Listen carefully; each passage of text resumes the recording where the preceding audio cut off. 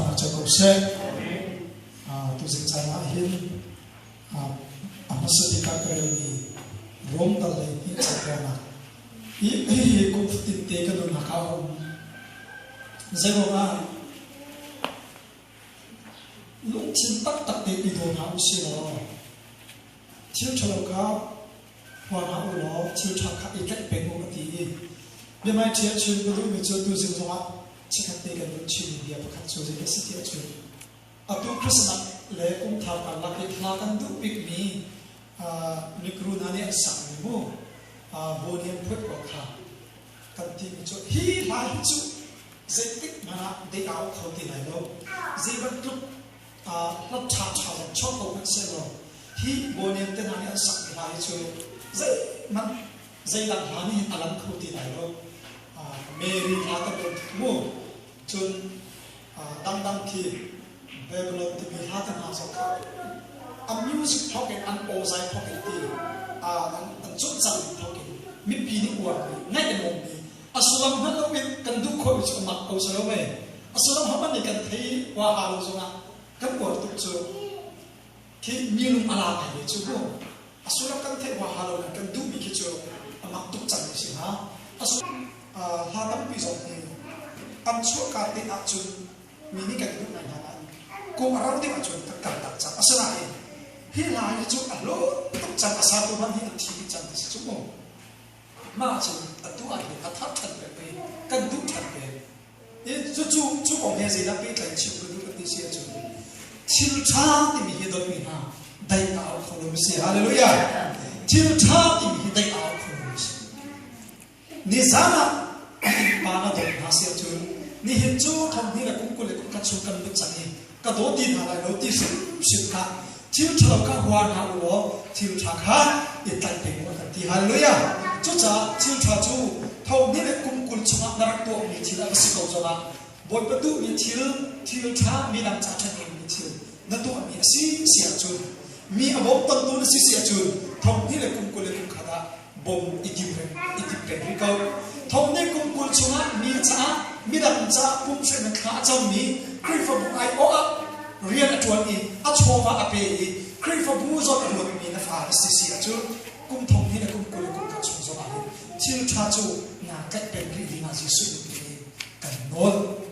cho nên mất tục kiến, mình chiếu chú thông tin là cũng cũng khá là dễ, mất tục ngày lâu anh em mình dùng các cũng khẩu mình cái gì, xin là tiền bồi bạn nó nặng tâm là cần tiền trả, bồi bạn đi ở thì chú, nó cho nó lúc sau mà cái mình bị gì nằm mắc xuôi ra đến nặng đến sáu sáu lần thế dễ đã dễ tích cả ta cái đó là ăn thịt thiệt tiền hải dễ tích cả ta bao nhiêu là ăn thịt thiệt cắt ra nương ăn hàng để tiền ha dễ tích cả ta ăn xuôi ăn cái chi để tiền ha thì bị rót chăn cái tiền nằm chung mà lúc sau mình cần tiền mà bị sĩ chú bất thiện nhưng cũng giống cái xuôi câu dễ ăn cái tiền lắm tôi cũng giống biết cái câu mình thì biết tôi khăn nằm bằng lại đâu nằm chụp cái lục asal mà chú nằm xuôi cái lê rung hà lô na arwah chú Efesa dalhi kulit humang ni api chú Kolosa dalthun changen ni sorry Kolosa dalthun changen ni nang ni Efesa dalhi chakule chakthun khape Efesa dalhi chakule chakthun nang ni chú nằm ruộng nặng lê nằm mình ngài hùng sát khăn đi nằm xí hóa xí tỉ nghĩa chim chú ta tặng áp quân đi á bồi ba đêm tiếng em nâng đình thật cái suốt cái gì xem chung nâng đình thật suốt đi bồi ba ai luôn mình sẽ sản xuất gì cái suốt đi cho sức quân tỉ nghĩa cá cô lo sát dalthun chẳng hề hi nặng đi áp hiện tại đấy chú ta đâu tới lại ba đêm nâng đình thật sát thằng đi akan chia akan tua tika dây tin đã bị rụt chú cần nâng đình thật chú cần tal pila thì cả rồi là chín chú trả chú nên đi rồi quá sang phạm là tôi đồ là nên là lễ lúc sau là hi bà bà hi tâm bị câu lại là hi bà bà hi mới xuất thành ai xuất được ni thua mà xí thì cả cô lo sao lại thằng chẳng đi nào cái gì asikola chun cần mặc long bắt chuyện chuan ko akan pe i ama ni atwa pom lo mi kha akan to ter simo silo kan sa pakat na ka zon ro na ta te Jesus Christ ni ama zon ai rot si selo miso na kan sa an pe amo akha zamfa na hela akal din ni hi kan fiang tuk chak ni zaitik mana vanram chu miso ni chawli pa thi du to se cha a fiang tuk mi chu miso chu sual mak nang chu thi na si fiang ti rom da rok chak pe chak thun nang kan chu sual mak chu thi na si kan sual cham phone thi ding kan lai ba sa na tin Jesus akan setika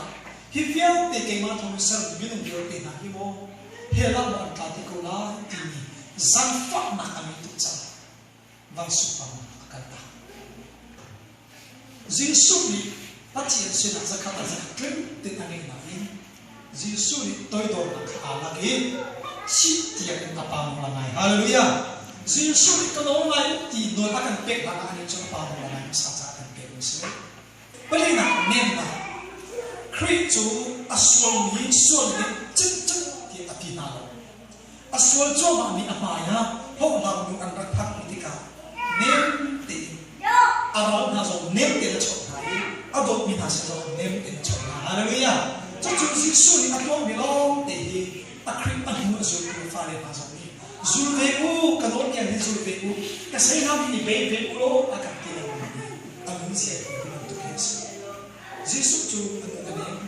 aral ni an ti zo na afan ti na wi an ko pet la na tu chang zo ka karal se ba chai se ti shum shum lo wi ha athalo chu che ati ati ti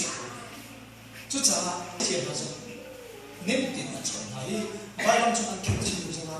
ya se pa ran ka sina ti lo ma ke a che lo cha ke an sa sak le zo na ka pa se an tu an na lo cha che ko na ya nem ti nun akan ba tu kan bo ba si cha kan ni zo ni chu tu ke ta ni ni lo pe ni fa kan si cha chu an tu nun ning zia sa tha nun chu akan suk ta ve cha chu chu pali na ka kan ni he Noah sin zo na kan hu kho Abraham sin zo na kan hu kho chu atoi na ka kan chi sia chu ko sin zo na kan hu adok na ni Jesus sin na lung sao ti chu Noah hi boy pa ni misol ni ta chu lung sao na ka kum za le kum kul chu ka lo sa ta chu ya te ka min le si ku so do mi na kum za le kum kul chu a foi lo ni si boy pa ni sa ko ti ni lung sao te sa ti boy pa fiel ni lung sao te tu Moses zo lung sao ni si